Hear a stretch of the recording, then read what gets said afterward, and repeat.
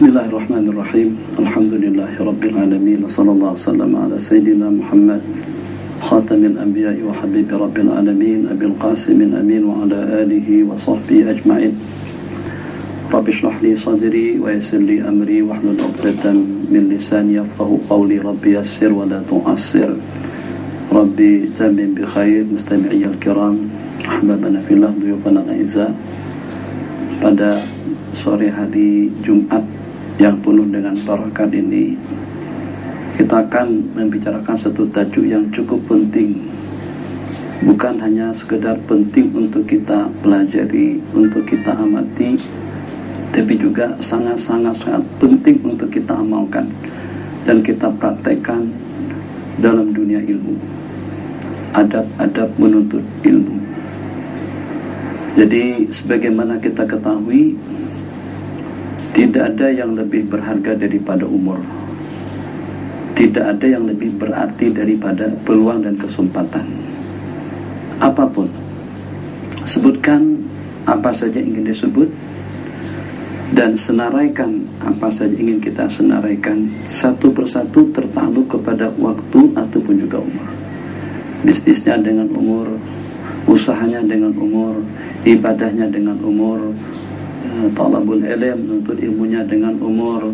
Aktiviti kita sehari-hari itu tidak akan mungkin ada yang boleh kita laksanakan kalau tanpa dengan perantaran peluang waktu, dan peluang waktu tidak akan wujud kalau pada saat dengan kita tidak ada umur.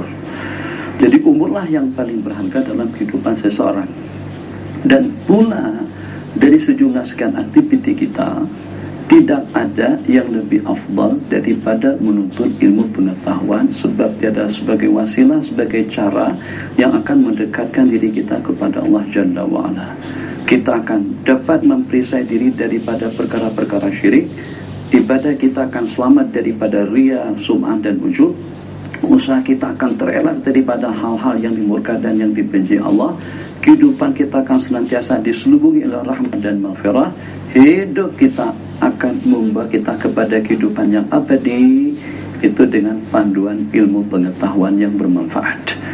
Jadi daripada dua yang terbaik tadi itu, tidak ada yang lebih berharga daripada umur, dan tidak ada yang lebih afdal daripada ilmu. Maka saat ketika dengan kita menggunakan waktu kita untuk ilmu, untuk kita mengaji, untuk kita belajar, mundar-mandir ke sana dan kemari, daripada majelis kepada majelis, daripada tempat kepada tempat, daripada pengajian kepada pengajian, daripada kitab kepada kitab, daripada panduan kepada panduan lainnya. Jadi kita tidak mau kalau ternyata ilmunya sudah kita pelajari, waktunya habis, tapi kita tidak mendapatkan apa-apa. Selidik punya selidik, ternyata ada satu hal yang tertinggalkan, yang itu menjadi asbab ilmu pengetahuan tidak bermanfaat, atau menjadi asbab kita tidak mendapatkan hasilah, tidak mendapatkan hasil yang memadai sesuai dengan pengorbanan waktu, tenaga, pikiran, duit, harta yang kita kenakan. Kita dalam hidup akan apa yang kita inginkan, kalau boleh keuntungan yang kita dapatkan lebih daripada upaya yang kita laksanakan, dan itu hanya semata-mata dengan Allah Jalla wa'ala. Jadi seorang Arabi mengucapkan dua kalimat syahadat, di antara daripada yang menggiurkan saya, aku beriman kepada Allah, sebab dengan Allah Sang Pencipta yang aku sembah, menerima yang sedikit daripada amalan yang aku laksanakan, tapi dalam waktu yang sama memberikan ganjaran pahala yang berlipat ganda. Itu kata salah daripada Arabi. Tapi pertanyaannya, kenapa gagal? Kenapa tak dapat mengamalkan ilmu? Kenapa ilmu tidak mewarnai dalam kehidupan? Kenapa ilmu tidak memandu? Kenapa dengan ilmu tidak menjadi asbab untuk kita mendapatkan rahmat dan maghfirah? Kenapa dengan ilmu tidak memberikan pencerahan dan penerangan? Jawabannya, sebab karena ketaksiran atau ketidaktahuan kita terhadap adab-adab menuntut ilmu. Jadi yang pertama sekali dan yang perlu kita perhatikan pada saat kita sudah buka cadangan rencana dan sudah berazam kuat untuk kita menuntut ilmu pengetahuan, maka kita tanamkan di dalam hati, itu adalah aniyatus salihah, tulus, ikhlas karena Allah. Kenapa? Sebab ilmu, sebagaimana saya katakan tadi, ilmu itu adalah nur. Ilmu itu adalah yang paling berarti dalam kehidupan umat beragama. Macam mana dengan kita boleh menjadi khalifah Allah di permukaan bumi sebagaimana maksud tujuan Allah ciptakan Nabiullah Adam alaihi salam?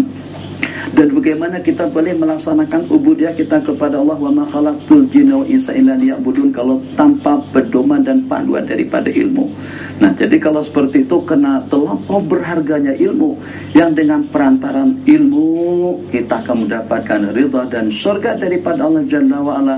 Tidak sepatutnya kalau habuan daripada ilmu tadi itu hanya jabatan, hanya kedudukan, hanya sanjungan, hanya pujian, supaya berbaloi dengan bahasa kita sih padan, sesuai antara pengorbanan yang kita lakukan dengan balasan yang akan kita peroleh nanti di sisi Allah Jalla wa'ala. Kita sudah memilih yang terbaik daripada berbagai aktivitas dan juga daripada berbagai usaha, maka bagaimana supaya yang terbaik tadi itu akan memberikan kesan yang positif dalam kehidupan kita. Maka tanamkanlah adab yang pertama pada waktu kita menuntut ilmu Allah Jalla wa'ala, itu adalah al-ikhlas. Tidak ada tujuan, hanya semata-mata untuk mendapatkan ridha daripada Allah, untuk memberikan pencerahan, untuk memberikan pedoman dan bimbingan, agar dengan gerak-gerikku, hidupku, waktu dan segala-galanya itu akan ada balasan, ada imbalannya daripada Allah Jalla wa'ala. Itu yang pertama. Kemudian yang kedua, al-adab, beradab dengan ilmu. Jadi peradaban, Masya Allah, Tabarakallah, peradaban kita dengan ilmu yang pertama, peradaban kita dengan guru-guru yang memberikan pedoman, bimbingan dan pengajaran yang kedua, peradaban kita dengan teman-teman yang sama-sama mengaji, yang sama-sama belajar dengan kita yang ketiga, peradaban kita dengan kitab-kitab yang kita pelajari. Jadi kita bagaimana nak menjadikan seseorang itu sebagai figur, sebagai qudwah hasanah, tapi ternyata dengan dia saja kita nampak membimbit kitab dengan tangan kiri, dan kitab itu tidak jauh berbeda seperti kita membimbit ikan, atau seperti kita membimbit raga atau bakul, atau dengan seumpamanya. Ilmu ini tadi untuk mendapatkan ridhonya Allah Jalla wa'ala. Takkan dengan ilmu kita bimbit dan juga kita pandang sinis dan kita layan rendah semacam itu. Adab. Jadi sebagaimana yang dikatakan oleh ulama-ulama kita dahulu, diantaranya ungkapan mak daripada Al-Imam Malik rahimahullahu ta'ala, pesan kepada guru beliau yang dikenal dengan nama Rabi'atul Ra'yi. Jadi kata mak beliau kepada Imam Rabi'ah, alimul adab qabla ilm, ajarkan dia adab sebelum ilmu. Jangan duduknya Masya Allah, Tabarakallah, depan guru dia, pada waktu guru dia sedang mengajar, goyang kaki macam tu. Itu ada yang walaupun guru kita tuh senyum saja, tapi di dalam hati guru ini anak tak beradab. Ini orang tidak mengenal duduk sopan di hadapan orang-orang yang mulia, atau di depan guru yang memberikan pengajaran dan bimbingan pedoman kepadanya. Jadi hati orang yang mengajar kita tadi itu tergores. Itu diantara daripada asbab kegagalan. Tak masalah, dia punya PSD, dia punya pangkat, dia punya kedudukan, dia punya jabatan yang tinggi. Sebab tinggi rendahnya seseorang itu bukan di mata makhluk, tapi di kalangan al-mala'il a'la, menurut pandangan Allah Jalla wa'ala. Jadi bagaimana dengan seseorang akan mendapatkan ilmu pengetahuan yang berberkat saat ketika dia orang yang pertama yang mengecewakan seseorang yang menjadi asbab yang mendapatkan bimbingan, pedoman, ilmu, baik daripada hukum hakam Allah Jalla wa'ala atau juga daripada sunnah-sunnah Rasulullah SAW. Kita baca kepada yang ketiga. Yang ketiga, selain daripada ikhlas yang pertama, peradaban yang tinggi yang kedua, at-tawadhu, merendah. Jadi ilmu itu dikatakan harbul lil fata al-muta'ali. Ilmu itu akan selalu bermusuh dengan seorang pemuda yang sombong. Nanti kita bersabda, dua yang tidak akan menuntut ilmu, satu orang yang pemalu, dan yang kedua orang yang angkuh dan sombong. Memang bukannya tidak saudara, bukannya tidak tahu, tapi kesombongan yang ada dalam hati tadi itu membuat kita jauh daripada majlis-majlis ilmu, jauh daripada ulama, jauh daripada kebaikan, karena keegoisannya, karena keegoannya, karena keangkuhannya, sehingga dengan kita tidak mau menerima kebenaran daripada orang lain. Jadi kita bekali diri kita sewaktu kita menuntut ilmu, dan untuk selama-lamanya dengan sifat yang pada saat sifat tadi itu subjektif dalam kehidupan kita. Masya Allah, Tabarakallah, rendah-rendahnya kita, rendah ekonominya, rendah fizikalnya, hanya setakat dalam 1,20 meter saja, rendah perekonomiannya, rendah juga martabatnya, tapi ternyata dia tinggi sekali di sisi Allah. Bagaimana? Nabi kita bersabda, "Man tawadda'a hakaza," orang yang merendahkan diri macam ni, rafa'ahu Allahu hakaza, akan diangkat tinggi semacam itu oleh Allah Jalla wa Ala. Tidak ada yang paling patut untuk kita berbuat baik, atau tidak ada yang paling patut untuk kita merendahkan diri tawadhu'an itu daripada guru kita.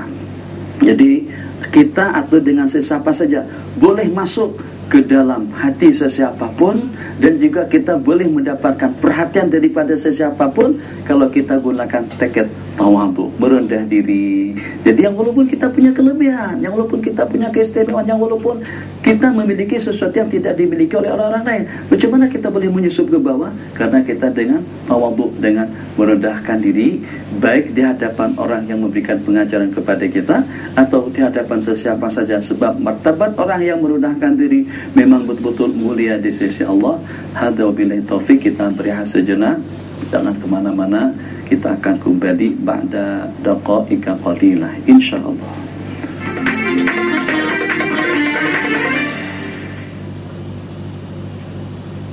Selami pengertian sebenar ibadah umrah melalui perjalanan rohani menyusuri tanah suci Mekah dan Madinah dalam program Kembali Tabung Haji Travel bersama Ustaz Don.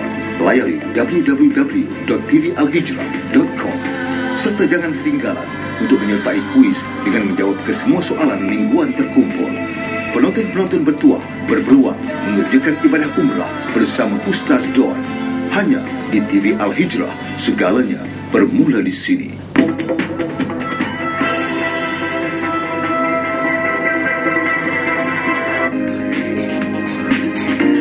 Assalamualaikum warahmatullahi wabarakatuh. Dear brothers and sisters, TV Al-Hijrah brings you an incredible announcement, reflection special at IIUM, talking about the greatest day in history, the birth of our beloved Prophet sallallahu alaihi wasallam, Mawlid al-Rasul sallallahu alaihi wasallam, discussing the love of the Prophet sallallahu alaihi wasallam, an expression in Islam.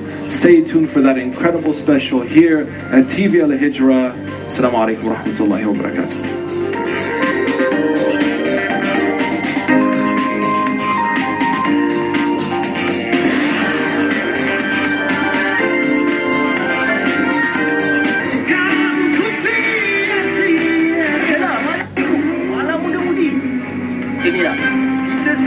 Sempurna kepulangan kau malam ni. Selangkah kita mendekati Allah, sebelum Allah mendekati kita tau. Kalau ibu tak keberatan lah, boleh tak saya menginap bersama ibu? Maksud saya menginap dengan ibu di rumah ibu. Rumah ibu hanya sebuah kubu usang hanya apa bisa. Kalau sampai bapak mengganas lagi di sini, aku akan lapor sama polisi ya pak. Polis? Ya. Ingat kamu, aku tak takut sama polis. Polis dalam genggaman aku. Ikut saja kami ke balai. Tuh, cari deh. Tolong saja. Saya mau kemana, Mbak Wan? Ku sia-siakan kamu lagi.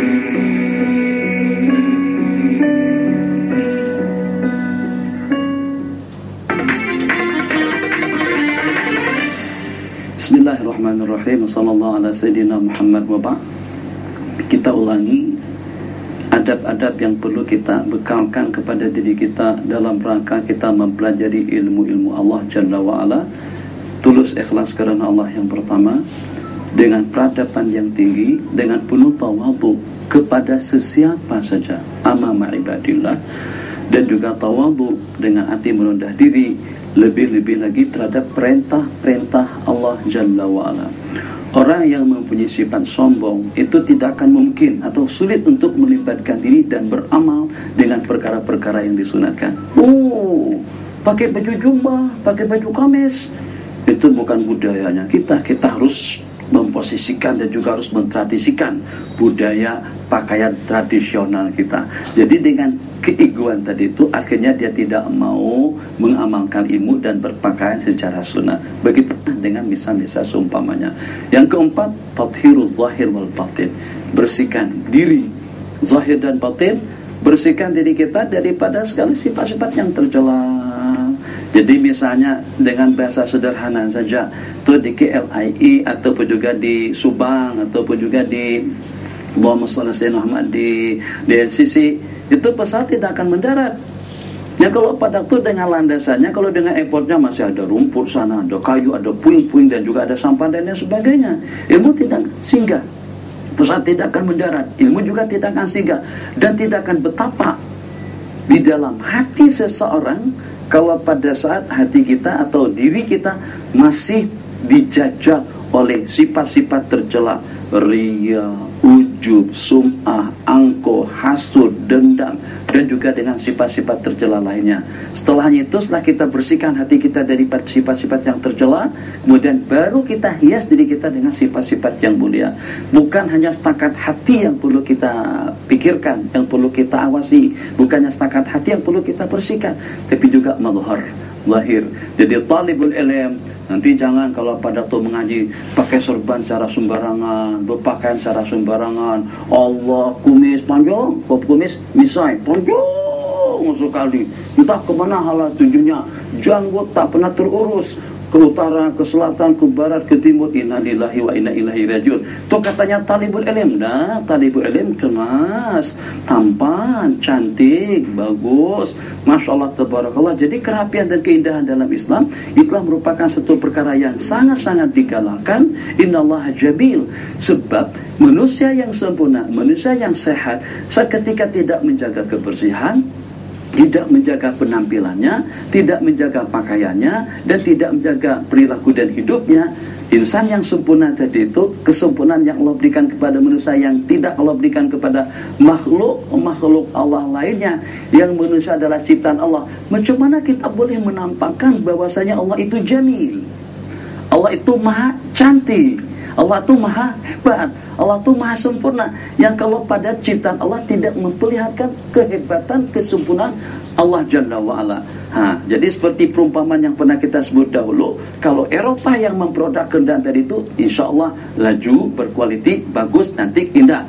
Nah, tapi kalau seandainya minta maaf, Korea yang produk atau Cina yang produk, jelas dia tidak akan bertanding dengan buatan Jepun atau dengan buatan Eropa. Nah, seperti itulah dengan manusia ciptaan Allah Jalla wa'ala. Maka kita jaga zahir dan batin kita daripada segala sifat yang tercela. Kemudian mazhar kita, pakaiannya tadi dengan bulu-buluan misalnya yang pada hari ini, pada hari Jumat, nah itu kita cukur atau kita cabut. Begitu juga dengan kuku, jangan sebagai talibul ilm sampai tak ada waktu untuk memotong kuku panjang sekali seperti kuku binatang buas saja. Kemudian dengan misai, dengan janggut sama ukurannya. Jadi sampai kita tak dapat membedakan yang mana yang misai dan juga yang mana yang janggut, disebabkan karena tidak dijaga kebersihannya. Itu namanya tathhir al-zahir wal batin, tathhirul qulub, daripada sifat-sifat yang tercela. Yang selanjutnya, kita melihat guru kita dengan penuh takzim. Kita melayan guru kita dengan penuh penghormatan. Kita melayan guru kita dengan penuh penghargaan. Kata Sayyidina Ali, sirtu man 'allamani harban sirtu lahu abda. Man 'allamani harban, seseorang yang mengajarkan sepatah huruf kepadaku, maka aku akan menjadi hamba sahaya. Insya'a a'taqani wa insya'a asta'badani. Kalau dia nak, dia bebaskan aku. Kalau dia nak, dia jadikan aku sebagai hamba sahayanya. Masya Allah, tabarakallah. Yang walaupun tuh guru kita hanya setakat punya rumah kecil, Masya Allah, penghasilan yang kecil, Masya Allah, kedudukan yang kecil, motor yang kecil, hanya setakat dalam 70 cc saja, murid, Masya Allah, besar sekali pusing saja, miatu sudah dalam 200 km kelajuannya. Tuh guru tadi itu tetap saja dengan kita merasa seperti hamba kepada orang tadi itu, karena kita sudah dimiliki oleh itu guru kita dengan sepatah kata ilmu, dengan sepatah kata hukum, dengan sepatah kata mutiara hikmat yang diberikan tuh guru kita kepada kita. Masya Allah, tabarakallah. Coba lihat, di antara daripada peradaban-peradaban yang tinggi daripada ulama-ulama kita dahulu, Al-Imam Asy-Syafi'i. Ini kitab misalnya, jadi kata beliau, pada saat aku mengaji di hadapan Imam Malik rahimahullah ta'ala, itu sampai untuk membuka lembaran kitab, guru sedang bersyarah, untuk membuka lembaran itu pelan, ya tasofah, pelan sekali, supaya jangan sampai kedengaran bunyi pada saat kita membalik lembaran kita. Sampai ke tahap itu hormat dan ta'zim mereka kepada guru. Al-Imam Abu An-Nu'man dikatakan sepanjang hidup beliau tidak pernah menghujurkan kedua belah kaki ke arah tempat kediaman Imam Abu Hanifah An-Nu'man. Semuanya tahu, tapi kita tak praktikkan benda-benda semacam itu. Sedangkan jarak antara rumah beliau dengan rumah Imam Hamad, guru beliau, itu tidak kurang daripada 7 lorong. Adik-adik semuanya, muslimat, muslimin, 7 lorong. Sana sebut dengan 7 gang, 7 jalan.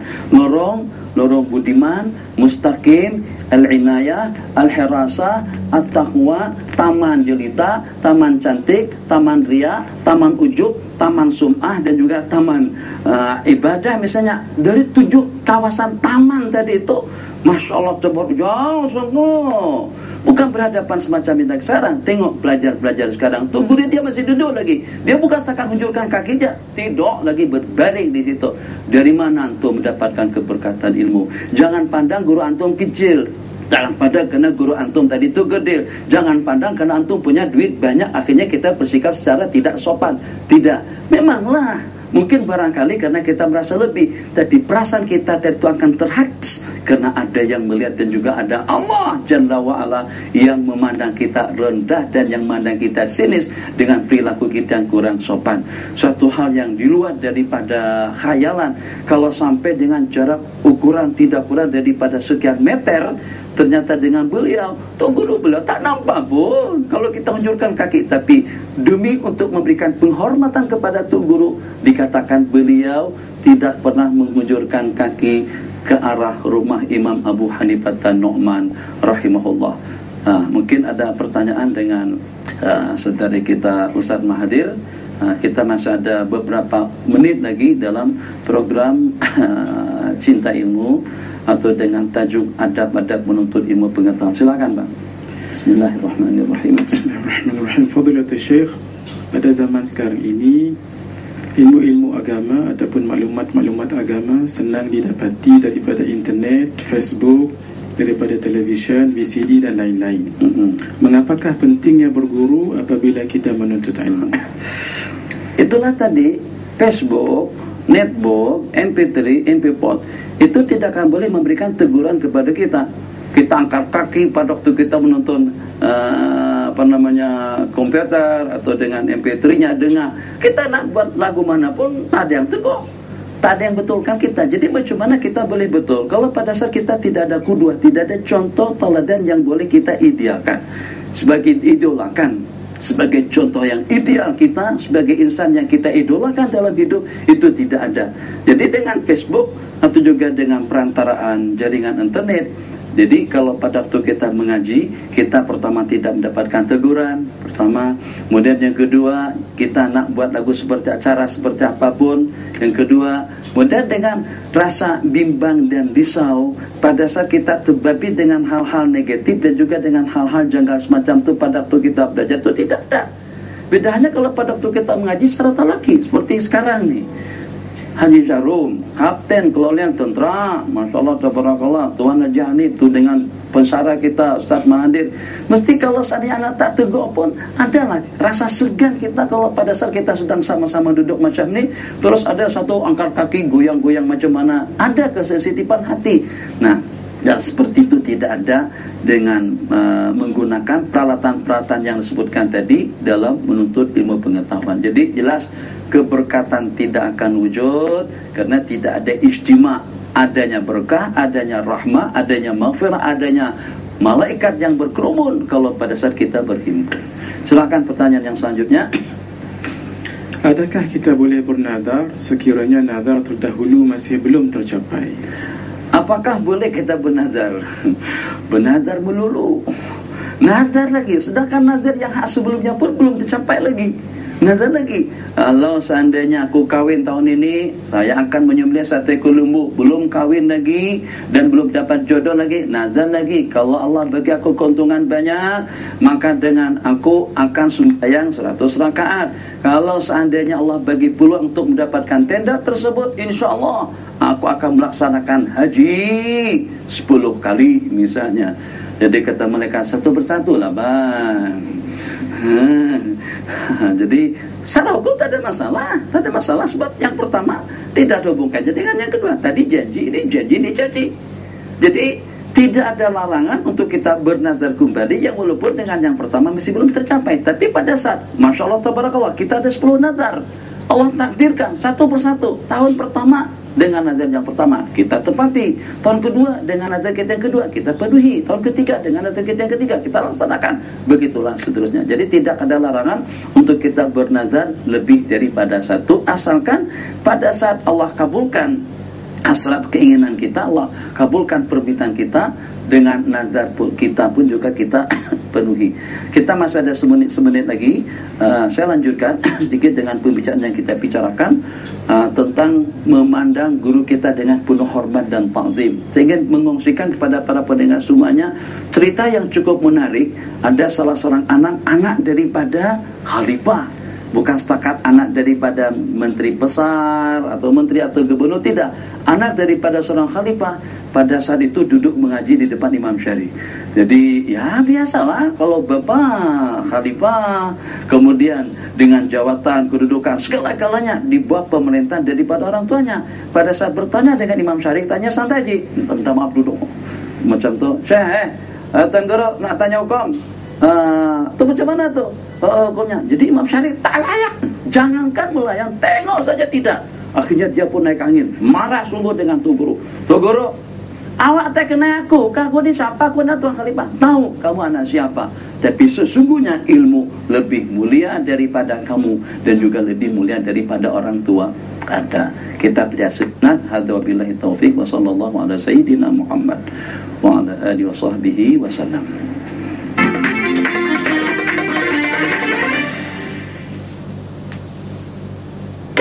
살인죄로 10년형 엄도 받았습니다. 저는 지금 우리 민우와 함께 보내는 이 시간들이 너무나 행복합니다. 하지만 민우는 조만간 저와 헤어져야 합니다. 제가 합창단 훌륭하게 성공시키면 저랑 민우 단 하루만이라도 특박 보내주세요.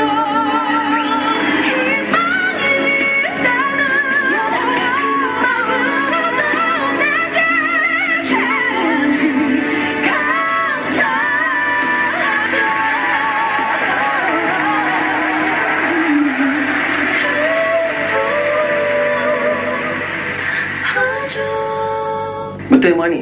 Itu isteri, kita ni suami. Kita kena buat isteri kita tunduk dengan kita, dengar cakap kita. Sebab apa? Syurga di bawah tapak kaki suami. Abang nak jangan berhenti kerja sekarang. Kalau angin tiup dari belah kanan, dia kena tutup belah kanan. Kita ke kanan lah. Siapa punya risik? Siapa punya apa benda ni? Nama abang ni Mr. Hamdan bin Halim ni siapa lagi? Sharifah Adiyatul Rabi'ah. Tapi macam biasa pelan-pelan depan belakang. Coklat. Lelaki konon. Baru aku tahu Hang gelap tau. Hang gelap perempuan dan hang gelap seronok-seronok. Ingat tau.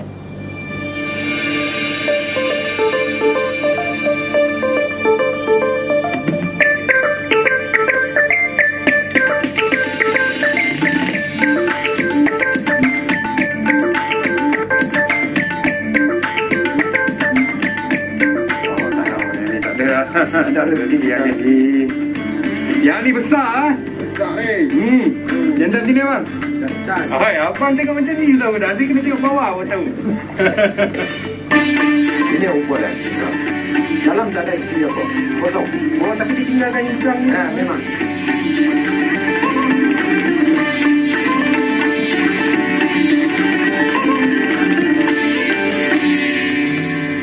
Banyak buah kedabu. Yang ni kita dah sampai Ini ni kubah sampai dah kenal. Dia macam kubah sikit. Kalau kita terbalikkan macam ni dia macam kubah. Kubah masjid.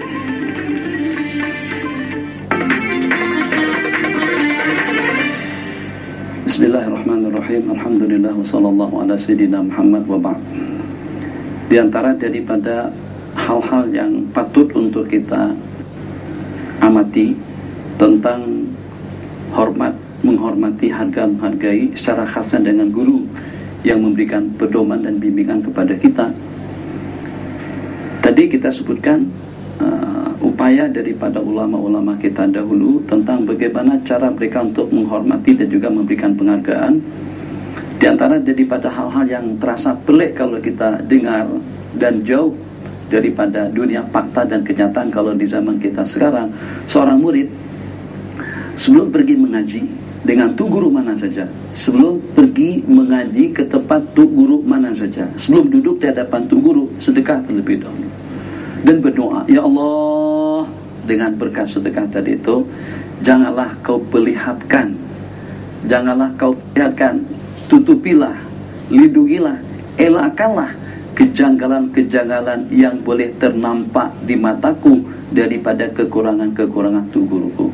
Bersedekah agar Allah tutupi segala hal-hal yang boleh menyebabkan kita berpandangan sinis, memandang rendah dan hina kepada tu guru kita.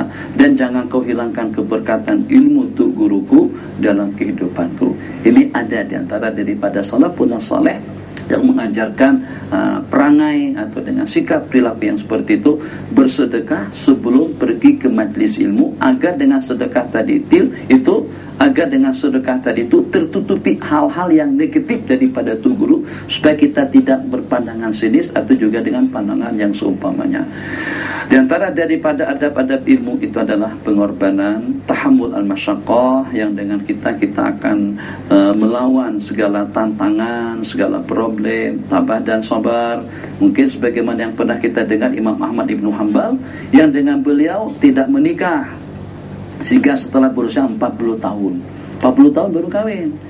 Kalau kawin awal-awal belum lagi ngaji, baru nak ngaji, sudah nak kawin, baru mula mukadimah yang pertama, terus sudah nikah, ilmu akan tertinggalkan. Itu termasuk daripada tahammul al-masyaqqah. Jadi ada satu cerita dengan Al-Imam Al-Anbari. Imam Al-Anbari tadi itu pada saat dengan beliau pergi ke sebuah kawasan untuk menuntut ilmu, untuk belajar, untuk mengaji. Jadi pada suatu ketika datang seorang perempuan, ketok pintu rumah beliau, tok tok tok tok tok tok tok, suara kecil, Assalamualaikum. Nah, suara perempuan, bukan suara laki-laki. Assalamualaikum. Waalaikumsalam warahmatullahi wabarakatuh. Maka pada satu dengan seorang perempuan tadi itu menawarkan diri kepada beliau, berkenankah dengan tuan atau dengan talibul ilm untuk nikah atau untuk menikahi aku. Jadi kata beliau, bahasa kurang lebih saja, aku bertolak daripada tempat kediamanku, kutinggalkan kampung halamanku dan datang kemari untuk mengaji. Jadi nama julukan malaikat kepadaku ini sebagai talibul ilm, sebagai penuntut ilmu. Aku tak nak gelaranku sebagai talibul ilm itu akan terubah kepada talibul zawaj, kepada orang yang kawin atau kepada orang yang nak kawin. Jadi statusku sebagai seorang talibul ilm tak nak kalau sampai berubah menjadi kepada orang yang berkawin. Ada lagi cerita yang seumpamanya itu dengan Imam Abi Nasr As-Sijzi, salah satu daripada ulama hadis rahimahullahu ta'ala, yang dengan beliau pun juga mendapatkan tawaran yang sama. Jadi perempuan datang membawa satu uncang duit, banyak je. Seuncang duit tadi itu isinya tidak kurang daripada 1000 dinar emas, uang Malaysia. 1000 dinar emas, 1 dinar 750. Coba Mama Nisma hitung 750 RM kali 1000, tak kurang daripada 750.000 RM. Jadi kata perempuan tu, nih Tuan Guru, hadiah untuk Tuan Guru. Jadi kata tu, hadiah maksudnya apa? Maksudnya Tuan Guru berkawin dengan aku, dan duit tadi itu diimpakkan untuk ilmu dan juga untuk agama. Pun juga dengan jawaban yang sama, aku tak nak putar haluan daripada menuntut ilmu kepada menuntut anak zuriat dan keturunan. Nanti ada waktunya, bukan tak boleh, habiskan hafalan Quran dulu, belajar dulu, selepas itu baru kita menyempurnakan iman atau Islam kita, agama kita yang kedua. Silakan Ustaz Mahathir, ada pertanyaan selanjutnya. Adakah sah hukumnya berkahwin dengan seorang perempuan yang telah berzina yang mengandung 2 bulan? Apakah sah hukumnya berkawin dengan seorang perempuan yang berzina yang mengandung 2 bulan. Jadi di sana ada perbedaan pendapat di kalangan ulama. Kalau ikut ulama Hanafiyah jelas itu tidak boleh. Sementara menurut ulama Syafi'iyah, dalam mazhab kita, keadaan itu tidak lepas daripada 2 hal, tidak lepas daripada 2 kemungkinan. Jadi kemungkinan yang pertama, perempuan tadi itu akan menikah laki-laki yang menggaulinya, maksudnya berkawin dengan laki-laki yang menggauli perempuan itu. Kemungkinan yang kedua, perempuan tadi itu dinikahkan dengan laki-laki yang lain. Hamil daripada siapa? Mungkin ada yang tahu. Tapi ternyata daripada laki-laki yang menghamilinya, yang menggaulinya di luar nikah tadi itu tidak berkenan untuk menikah dengan wanita yang berkenaan. Dia beranggapan perempuan kalau semurah itu, kalau sudah mau layan dia secara haram, itu tidak layak untuk menjadi istrinya. Dia pun sebenarnya lasar juga, bahasa sana kacau juga, nakal juga, tapi tetap juga memilih yang lebih ideal dan juga yang lebih baik. Maka daripada pihak keluarga mau tidak mau, daripada terbiarkan macam itu, nanti dari waktu ke waktu hamil, kandungan semakin membesar, 3 bulan, 4 bulan. Kalau sudah besar mesti orang tertanya-tanya, dapat rezeki daripada mana? Ini bukan zaman mukjizat. Apalah kalau dengan Sayyidatul Maryam itu kuasa kudrat daripada Allah. Tapi zaman kita sekarang kalau dia ngaku ini mukjizat, ini karamat, nih tak ada cerita karamat hamil tanpa hubungan. Bukan zamannya juga, bukan dengan kitanya. Kembali kepada hukum tadi itu. Jadi baik dia menikah dengan laki-laki yang lain ataupun juga menikah dengan laki-laki yang menggauli dia sendiri sampai dia menjadi hamil, dalam mazhab kita hukumnya sahih. Sah akad nikahnya, hanya perbedaannya kalau yang menikahi perempuan tadi itu adalah laki-laki yang menzinainya, yang menghamilinya, maka begitu akad nikah berlangsung, ijab kabulnya secara sempurna, qabiltu nikah halinasi, mereka sudah boleh berkumpul, mereka sudah boleh bersama. Kenapa? Minta maaf dengan bahasanya, sebab yang punya produk. Orang yang punya produk boleh makan produk dia sendiri, maksudnya. Jadi seperti itulah. Tapi kalau ternyata perempuan tadi itu dinikahkan dengan laki-laki yang lain, yang tak tahu menahu, tapi kena mangsa, diminta, mungkin karena ada janji kah, ancaman kah, atau seperti apa saja. Kalau terancam tidak boleh, memang tidak sah akad nikah kalau pada waktu diancam. Jadi pada saat dinikah oleh laki-laki yang lain, sah akad nikahnya, tapi mereka tidak boleh berkumpul. Ulama mengatakan maksud daripada tidak boleh berkumpul, kalau hal-hal yang untuk bercumbu atau bahasa kita sini berseronokan, itu oke-oke saja. Tapi kepada hubungan yang satu itu tidak dibolehkan. Nabi kita larang seseorang menyiram, bahasa kita menyiram juga, menyirami pokok atau tanamannya orang lain. Siapa yang tanam itu yang menyiramkannya, jangan yang menanam lain yang menyiramkannya orang lain. Itu perumpamaan daripada hadis Rasulullah SAW. Kita ulang kembali, perempuan hamil 2 bulan, 3 bulan, berapa bulan saja sah nikahnya pada waktu hamil daripada zina. Akan tapi kalau bukan yang menggaulinya, yang menikahinya, dia tidak berkumpul sampai dia melahirkan. Silakan Ustaz Maden. Fadilatul Syekh, bagaimanakah caranya untuk kita melawan bisikan ataupun ajakan syaitan atau hawa nafsu setelah kita meninggalkan maksiat ataupun bertaubat? Manusia dalam kehidupan itu tidak akan luput daripada cabaran, tidak akan luput daripada tantangan hidup. Sesiapapun dia, alim tak alim, hebat tidak hebat, berpengalaman tak berpengalaman, mesti tidak akan luput daripada cabaran hidup. Lebih-lebih lagi kalau seperti artis-artis kita yang sudah bertobat katanya dan tidak berlakon lagi, itu cabarannya cukup hebat. Sebab kumpulan-kumpulan yang menggoda tadi itu bukan setan dan jin, tapi justru juga setan dan jin daripada warga manusia. Apa bertobat? Awak masih muda, lagi cantik, boleh berlakon. Apa?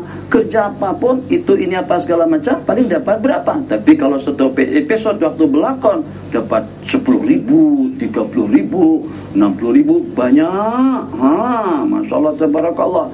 Nak sampai bila awak boleh dikenal? Kalau sampai habis umur pun belum tentu orang kenal. Tapi kalau kita berlakon, wah, sokongan daripada semua pihak, bahkan diantaranya daripada syayatinul insi wal jin pun juga tidak ketinggalan untuk memberikan sokongan. Beraji.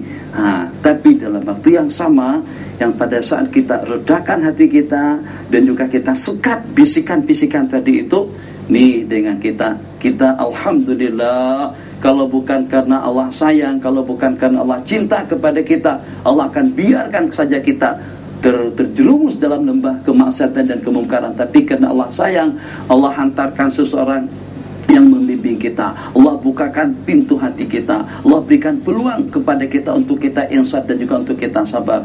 Pahami yang itu, ya Allah ya Arhamar Rahimin.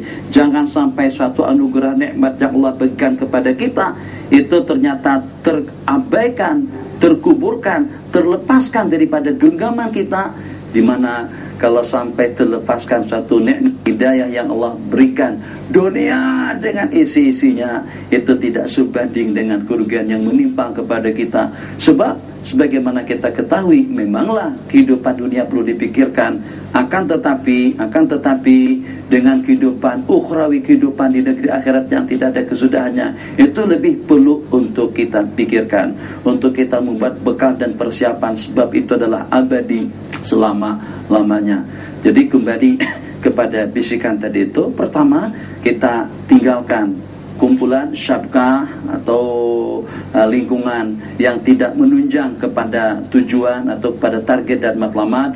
Jadi kalau kita tinggal di kawasan yang di sana senantiasa orang-orang yang terbabi dengan hiburan, maksiat, kemungkaran dan juga dengan hal-hal yang negatif, kita kalau seandainya sampai rumah itu tak ada harganya sekalipun, tetap juga kita tinggalkan. Kalau memang kita mempunyai tujuan, kenekatan hati untuk berubah dan juga untuk mendapatkan suasana dan juga lingkungan yang mulia.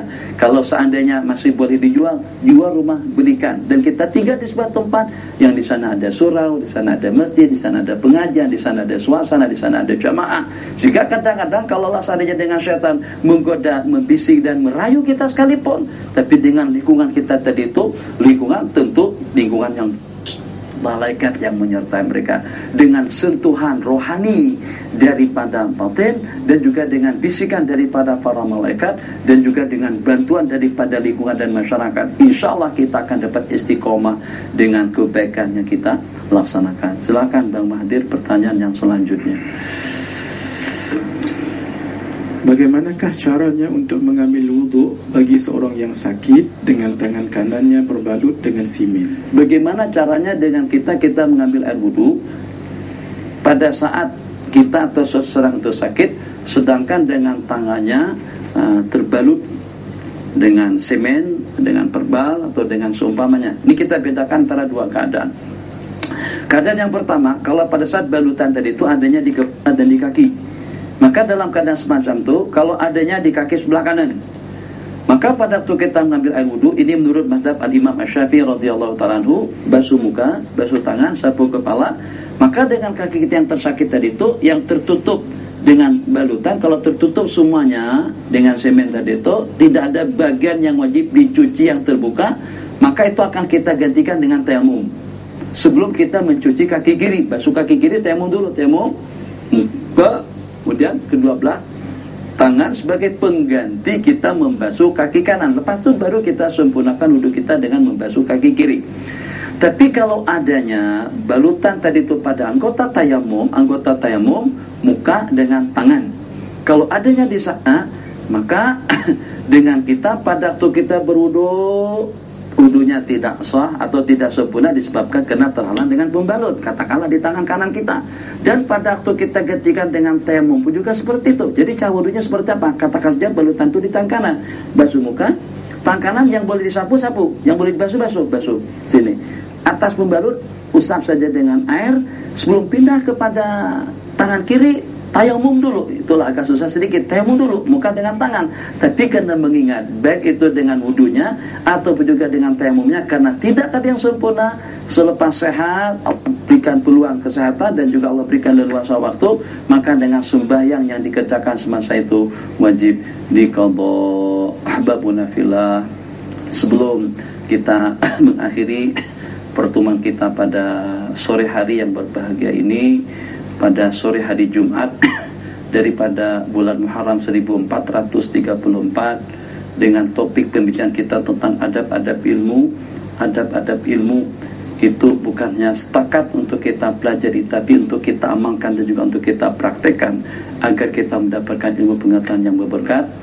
Dan juga dalam kesempatan yang berbahagia ini kita masih ada dalam 45 detik sebelum berakhirnya pertemuan kita. Kita doakan saudara-saudara kita yang ada di seluruh dunia yang tertindas dengan penjajah-penjajah yang menindas mereka, dan secara khususnya saudara-saudara kita di Palestina, saudara-saudara kita di Syria, di mana saja mereka berada, agar Allah memberikan pertolongan, perlindungan, rahmah, ketabahan, tahammul pada mereka-mereka semuanya. Ala hadhihi niyah wa ala kulli niyah salihah. Al-Fatihah. A'udzu billahi minasyaitonir rajim. Bismillahirrahmanirrahim. Alhamdulillahi rabbil alamin. Ar-Rahmanir Rahim. Maliki yaumiddin. Iyyaka na'budu wa iyyaka nasta'in. Ihdinas siratal mustaqim. Siratal ladzina an'amta 'alaihim ghairil maghdubi 'alaihim waladdallin. Amin. Bismillahirrahmanirrahim. Wa sallallahu wa sallama ala sayyidina Muhammad wa ala alihi wa sahbihi ajma'in. Wa la hawla wa la quwwata illa billahil 'aliyyil 'azim. Rabbana anfa'na bima 'allamtana wa 'allimna ma yanfa'una wa zidna ilma bi rahmatika ya arhamar rahimin. Allahumma yassir lana kulla 'asir فتيسير العسير عليك يسير. اللهم انصر إخواننا المجاهدين في كل مكان. اللهم انصر إخواننا المجاهدين في فلسطين وفي أنحاء العالم يا أرحم الراحمين. اللهم انصرهم نصرا عزيزا نصرا مؤزرا يا كريم يا أرحم الراحمين. اللهم عليك باليهود ومن والاهم ومن شاكلهم ومن عاونهم ومن نصرهم برحمتك يا أرحم الراحمين. اللهم زلزل أقدامهم. اللهم فرق جمعهم برحمتك يا أرحم الراحمين. اللهم انصرنا عليهم برحمتك يا قهار يا قهار يا جبار يا أرحم الراحمين يا أرحم الراحمين. وصلى الله وسلم على سيدنا محمد وعلى آله وصحبه أجمعين بفضل سبحان ربك رب العزة عما يصفون. سلام على المرسلين والحمد لله رب العالمين. InsyaAllah kita akan berjumpa kembali pada hari Kamis dan juga pada hari Jumat yang akan datang dengan tajuk yang berbeda. Mudah-mudahan dengan majelis dan juga dengan pertemuan yang kita adakan, kita akan mendapatkan keberkatan ilmu dan juga mendapatkan bimbingan dan senantiasa istiqamah dalam melaksanakan kebajikan. Hadza billahi taufik. Wa sallallahu ala sayyidina Muhammad wa ala alihi wa sahbihi wa sallam. Alhamdulillahi rabbil alamin.